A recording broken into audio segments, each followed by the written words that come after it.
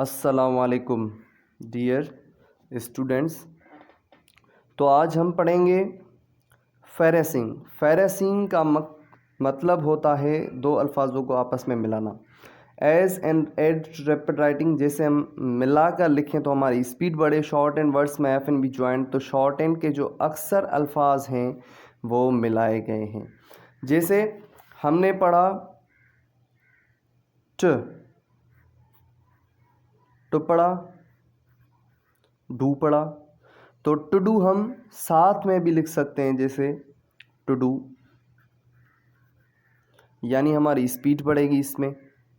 और ये है कि जब हमारी स्पीड इंक्रीज़ होगी, हम मिला कर लिखेंगे तभी हमारी स्पीड इंक्रीज़ होगी। सेम तरीके से बट जो है हमने पढ़ा और वुच,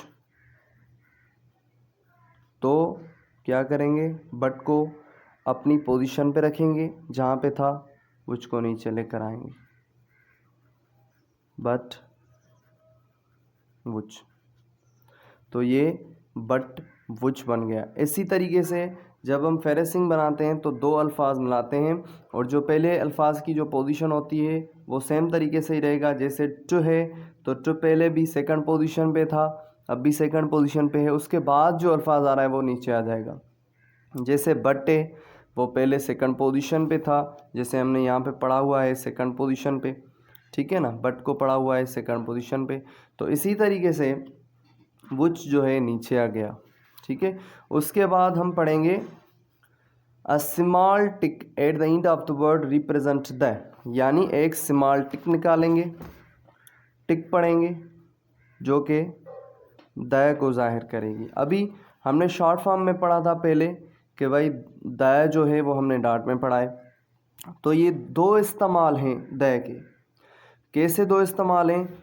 ये टिक वाली जो द है वो हमेशा किसी ना किसी वर्ड्स के बाद में आएगी। जैसे फॉर एग्जांपल हमने टू पढ़ा है तो टू द,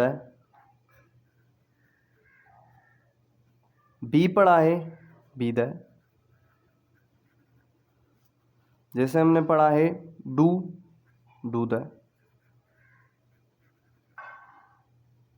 जैसे पढ़ा है वुच, वुच द, उसके बाद पे द,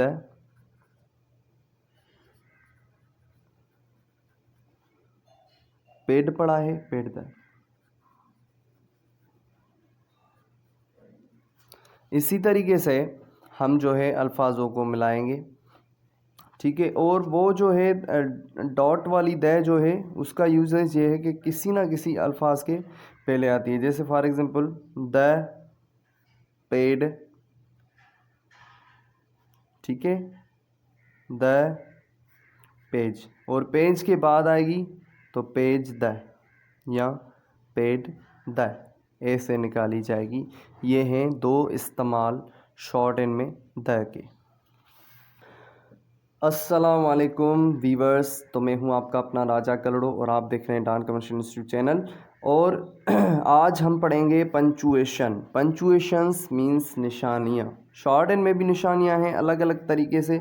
अभी हमने पढ़ी हैं इंग्लिश में निशानियां, इंग्लिश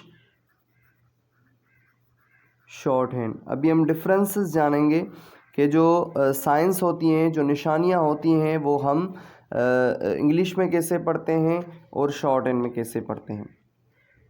जैसे हमने फुल स्टॉप, फुल स्टॉप हमने इंग्लिश में एक डॉट के थ्रू पढ़ा है, तो जब डॉट आता है तो हम समझ जाते हैं कि ये फुल स्टॉप है। मगर जब शॉर्ट हैंड में पढ़ेंगे तो ये तो द हो जाएगा। तो इसलिए हम शॉर्ट हैंड में जब भी फुल स्टॉप लिखेंगे तो वो एक्स लिखेंगे। X means full stop. उसके बाद क्वेश्चन मार्क आ जाता है।